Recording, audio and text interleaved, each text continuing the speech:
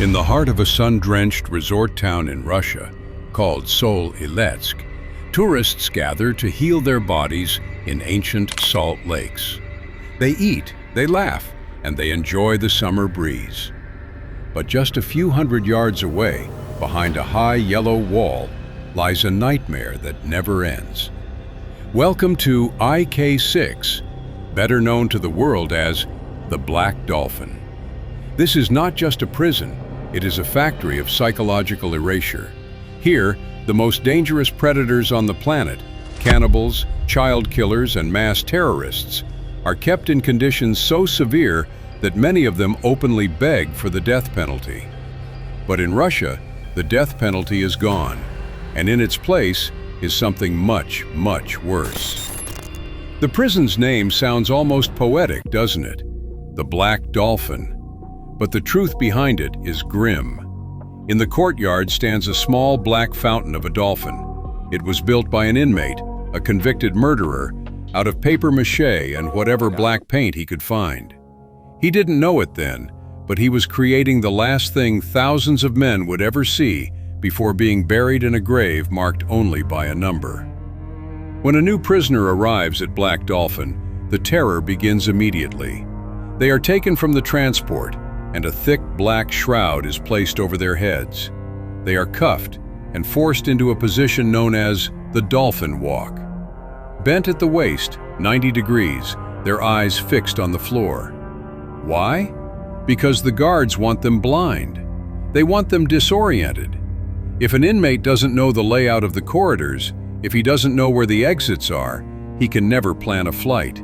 He can never fight back. From the very first second, the prison tells you, you are no longer a man, you are a ghost. Inside the cells, the rules are even more brutal. Imagine this. You wake up at 6 a.m. For the next 16 hours, until 10 p.m., you are strictly forbidden from sitting or lying on your bed. 16 hours, on your feet, or sitting on a hard, backless wooden stool. If a guard catches you leaning against the wall, if you try to rest your aching back for just a moment, the door flies open. The dogs, massive predatory hounds trained to hate the smell of inmates, are right there, barking at your throat. The lights? They never go out, not for a single second. You sleep with the glare of a fluorescent bulb burning into your eyelids. You must sleep with your head toward the door and your hands outside the blanket. If you cover your face because the light is too bright, the guards will wake you up. In Black Dolphin, there is no privacy. There is no darkness. There is only the constant watching eye of the camera. Now, you might be wondering, who is kept here? Who deserves this kind of living hell? Let's talk about the residents.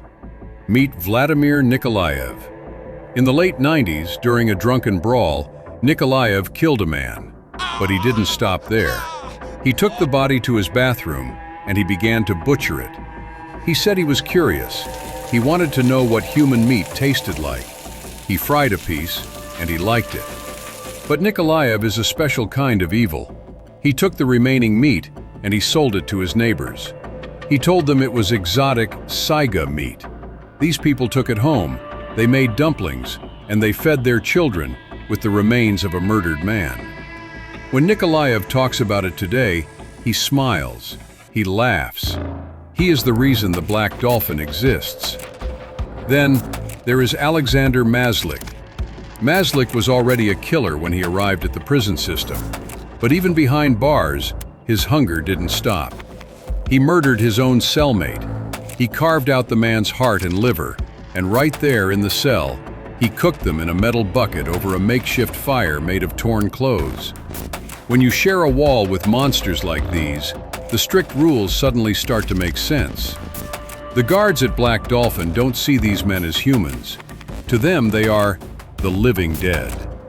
Every 15 minutes, a guard checks every single cell. Every time a cell door opens, the inmates must shout their crimes. "Citizen officer, I am inmate number 742. I murdered 5 people. I am a cannibal." They are forced to repeat their sins thousands of times until the words lose meaning, but the guilt stays heavy in the air. Journalists who have managed to get inside describe a feeling of heavy silence.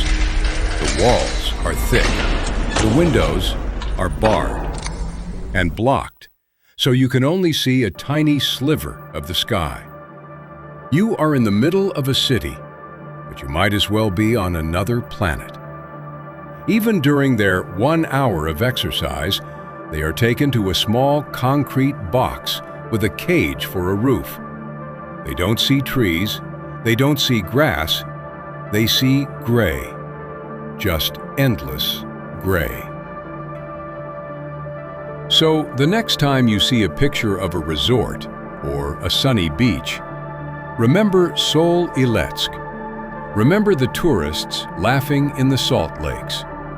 And then, think of the man in the Dolphin Walk, staring at the floor, in a silence so deep, it screams. This is the end of the line. This is Black Dolphin.